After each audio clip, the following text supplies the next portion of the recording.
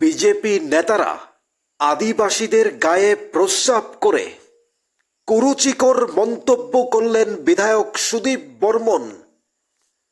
জনজাতিদের গায়ে বিজেপি নেতারা প্রস্রাব করে সুদীপ বর্মনের এই বক্তব্যের পর রাজ্য রাজনীতিতে আলোচনা সমালোচনার ঝড় বইছে।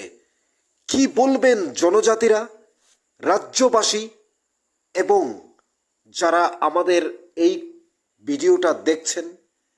বিধায়ক সুদীপ রায় বর্মন কি বলছেন এই বক্তব্য একবার শুনুন, তারপর আপনার মতামত কমেন্টস বক্সে জানতে চাই। তিনি রাজ্যের একজন স্বনামধন্য বিধায়ক, যিনি রাজ্য রাজনীতিতে আলোচনা সমালোচনার জন্য মূল কেন্দ্রে দাঁড়িয়ে থাকেন। তিনি সাধারণ মানুষকে সহযোগিতা করেন, সাধারণ মানুষের জন্য কাজ করেন। কিন্তু তিনি আজ কি বক্তব্য রেখেছেন, এর সত্যতা কতটা শুনুন বিধায়ক সুদীপ কি বলছেন তার বক্তব্যে। তাই বিভিন্ন জায়গায় আদিবাসীদের গায়ে প্রস্রাব করে এরা আদিবাসীদের ঘৃণা করে। বিজেপির নেতারা আদিবাসীদের গায়ে প্রস্রাব করে।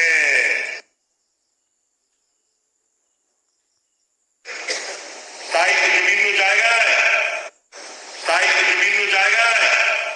আদিবাসীদের গায়ে প্রস্রাব করে এরা আদিবাসীদের ঘৃণা করে।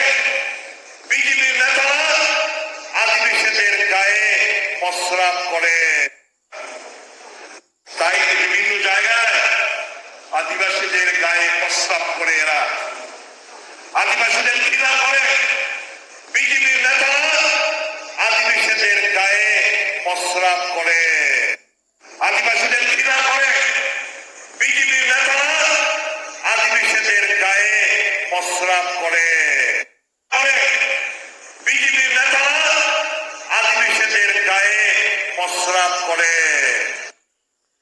শুনলেন আপনারা, এবার আপনারাই বলুন এই বক্তব্যের পর রাজ্য রাজনীতি কেন তোলপাড় হবে না, কেন আলোচনা সমালোচনা চলবে না?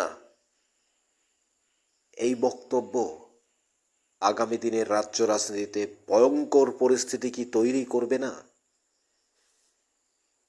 আমাদের রাজ্যের জনজাতি আদিবাসী আমরা যাদের বলি, তারা কি বলবেন? বিজেপি নেতারা কি ছেড়ে দেবেন এই বক্তব্যের পর? তারাও পাল্টাপাল্টি বক্তব্য দেবেন, জনজাতিরাও দেবেন, আদিবাসীরাও দেবেন। তাহলে রাজ্য রাজনীতিতে আরো একবার পরিস্থিতি উত্তপ্ত হতে যাচ্ছে না তো? মাত্র দুদিন আগে উদয়পুরে তাতারাম বাড়িতে সুদীপ রায় বর্মনের ওপর হামলা হয়েছে বলে তিনি বলেছেন। তারপর আজকে আমবাসায় এই বক্তব্য। আপনারা কি বলবেন? রাজ্যে 40 লক্ষ মানুষ যারা ইতিমধ্যে বিধায়ক সুদীপ রায় বর্মনের বক্তব্য দেখছেন, আপনারা কি বলবেন কমেন্টস বক্সে? 14 লক্ষ জনজাতি আছে, আপনারা কি বলবেন?